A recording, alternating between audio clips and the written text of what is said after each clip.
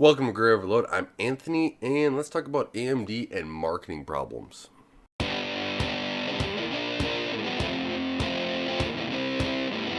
AMD has thought that their marketing couldn't have any more problems, that they decided to come up with two issues this month in their marketing side. Now, either AMD is not listening to feedback,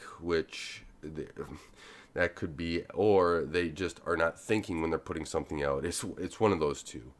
And they talked about the exciting new future of AM4, and I'll get into that in a little bit, but I want to touch on the Radeon Rays thing. So this is something for like a array library, and this is their new 4.0 was coming out, and they stopped open sourcing it. And then once they rethought it, right, because the community was like, dude, you already had this open source, and now you're taking away. The closed IP stuff will no longer be is not open sourced, of course, but they're going to open source the rest of it, which is what they should have did to begin with. AMD, just ask somebody in the community, ask a few people in the community, take their advice and use it. Don't think that your marketing team or whoever else is involved has the best ideas up front, because as you've demonstrated in the past and currently this month, you guys are not thinking things through, and then don't come through based upon what we've heard. We made a decision today that was the best interest. No, you could have done that. I mean, that's a good apology, kind of, but don't try to take the moral high ground here. Understand that you did something wrong, and own up to it, especially with this AM4 issue. And why I'm so frustrated with this AM4 issue is that if AMD wanted to do this right, they had an opportunity to. And I'll get into doing it right in a little bit.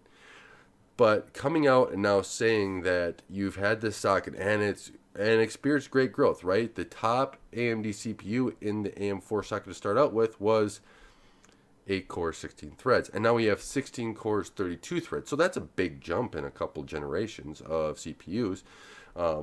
3 generations of motherboards, right? 300 series, 400 series, and now 500 series. AMD's problem, though, is that they said that there was going to be support for the socket through, and Adored TV pointed this out, even has screenshots in one of his videos or his podcast that he did about the wording that AMD used in their own blog post. And if you're going to have support through 2020, that means that everything needs to be supported.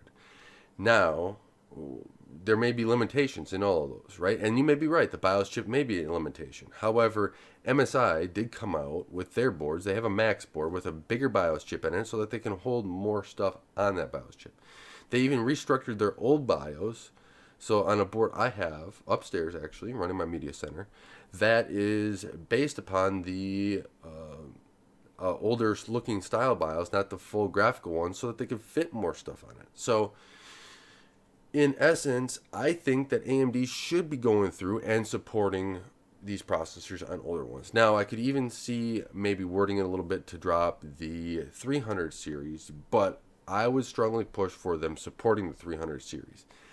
And even if you have to come up with a separate BIOS for that new generation CPU, I think people will be able to look at it. You could put warnings on it and everything else where it wouldn't install or where you wouldn't have them downloaded if they didn't have a supported processor. But the big problem here at AMD is, where were your B550s when you released it? The 3000 series. For someone like me that purchased a motherboard after the 3000 Ryzen 3000 series was out, that is looking for the next jump for that B450. I don't need a 570 board for what I'm doing in this machine. My parents don't need a 570 board in their machine. Now, I won't probably necessarily upgrade their chip, but now for me to jump into, let's say, the 5000 series so that I can reap some of those benefits that I hope you'll have in an APU for a media center that I wish to have a little bit more horsepower in, you're going to make me jump to a new motherboard? When you say that you're going to support this going forward, where there's going to be 2020 support through, even MSI was saying, and other people are saying that the 400 series boards, tech reviewers, I myself said, with the AM4 socket, what AMD has done in the past, it looks like they're going to be supporting going forward. But here you are, AMD, pulling an Intel. Intel does this, right? Intel will go through and change their motherboards out. You're just happening to keeping the socket around. Well, I guess Intel did that too, right? Intel did that, just changed pins and made it so that you had to buy a new motherboard. So now you're going down the same rabbit hole that Intel annoyed me for, and now you're annoying me just the same. And that's why I'm frustrated, because when I buy a motherboard, I want support through that lifetime of that socket. Not, well, we're going to support it up until a certain point when we deem that we need more engineers to actually try to fix this out, but we don't want to put more effort into it. That's what it looks like to me. And yeah, I'm frustrated with you. Now, I won't get personal against your marketers or anything else, but I'm frustrated with them. I'm frustrated with what they're putting out. Should we just leave them go scathe-free? No, they've done something wrong here. Your technical side has done, whoever's making this decision did something wrong, and they need to fix it. You could have easily, and here's what I would have maybe looked at or done, is that we will work hard to support our 400 series because we didn't have the B550s out for Intel, because B550s come out soon. They're not even out yet. They were just announced. They were only announced with the quad cores that you were coming out with. So you should have came out and said, because we did not have everything in line, we are going to work and we're going to try to get the 400 series boards up to being able to support the new Zen 3 architecture when it comes out.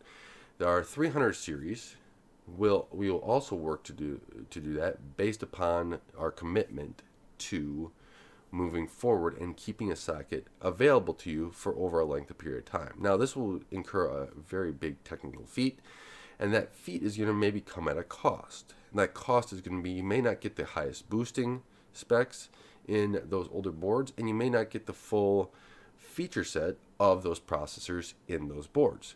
However, if you would like to upgrade the motherboards to the B550 or B570 series, those series will be offering the full support of those CPUs going forward.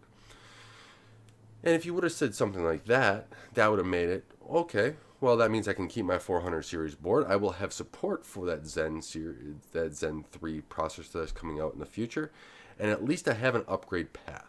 At least I have support so that I can jump up through. Yeah, I understand now that I won't have the greatest support, so maybe I do want a new motherboard. But now that is on me. That is not you eliminating my choices. Especially because it took you forever to get out those motherboards. The low-end motherboards, or low-end, I mean, the B550 series looks like a pretty dang good choice overall. The B450s are a pretty good board. Overall, I mean, I've had great success with them as I went upstairs. My parents, the Gigabyte one has been great, been rock solid. So, and for what they're used for, it's not like I'm heavy gaming like my gaming desktop on either of those. They are designed, I built them for a specific reason, and they do a great job at that. I just want more horsepower up in the one upstairs, right?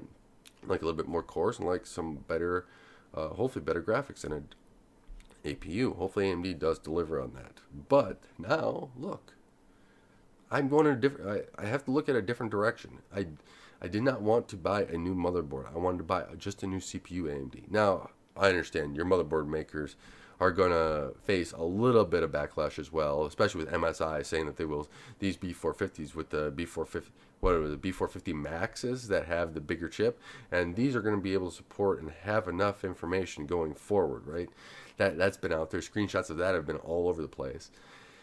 But now you're basically throwing them underneath the bus too. Your motherboard makers cannot be happy. Yes, they may like that they get to sell more motherboards. That's great for them. But as a consumer speaking, if I'm going out and I have to buy new motherboards all the time, it's not going to make me want to buy more into your product, right? Let's say Intel were to come out now and say, we're going to have a generation where we're going to support a socket to 3 to 4 years. And 3 to 4 years, I think, is a good cycle. Now, you said through 2020, so I'm going to hold you to what you said. But if you have like 3 generations of a processor in one board, I think that's a great opportunity for you to be able to do that. You get an upgrade cycle in there or two, and people don't have to spend money on a new motherboard too. It allows them to upgrade to experience a better processor, a more efficient processor that you've came out with, and even more cores, so that they can have a better experience. Let's say they game. Let's say they, do heavy lifting with video editing. Let's say that they want to stream too at the same time. Or even if they just are relaxing and just want to do work and they get to experience, and they just said, well, at this point, I feel like my processor is a little bit slow. What can I upgrade to? At least there's an upgrade path. But with what you've done here, it's burned bridges. I'm frustrated. I'm sure other people are too. I think that there should be more people putting out there of what they actually, and I mean, I read Reddit, there's a lot of people that are saying this, but what you've done, that you didn't hold up your end of the bargain, right? It's not based upon, and like I said, if you would have came out with something like I said there, like in the video, or even just went through and just not made this huge commitment and say up until, up through 2019, and then we'll go through. But I understand you were looking at the AM4 socket. Now, prior, you've done what? The AM2, AM2 Plus, AM3, AM3 Plus. You could have did something like there, where you could have done the Plus. You could have put it back in a 4 series, but then you wouldn't have had the greater support. That's another option that you could have did. You've already done things like this in the past. I don't know if you didn't look at those, or if you just are ignoring them. But AMD, come on here. And this goes for any company that's doing something like this. Intel has done it in the past. AMD is just the latest one that's just frustrating, and they're not running. According to Gamers Nexus, and he put a tweet out there and on the web saying that he told AMD about this last year, or that was in one of his videos. It all runs together for me. But with that, he said, we told AMD about this last year. Kudos to Gamers Nexus. I mean, thank you for doing that and putting that out there, because you're right. AMD should have never did this. AMD should have put and hired enough expertise, engineers, to be able to do it. I get put in positions based upon either what I do for work, or just other stuff I do for other people that they want stuff done, and I got to figure it out. I got to be able to facilitate or find a solution so that they can have the best experience going forward. Not that they have to change something out completely so that I can have the easiest path out. So with that, let me know what your thoughts are on this whole AM4 stuff, or even the open sourcing Radeon Rays, and how AMD is just having marketing blunders after all. AMD on the CPU side, you go through and we need to have everything unlocked. You need to have full access. But then on the GPU side, you're locking stuff down. No, open it all up. Let people overclock. Let people have fun with your stuff. Let people go in and just tinker, because overall, you're going to have a more positive image, even if your graphics cards are close, even if your products are close. If you open it up, on this, I'll just focus on the graphics side too, because it's just another one of those things that's grinding my gears right now.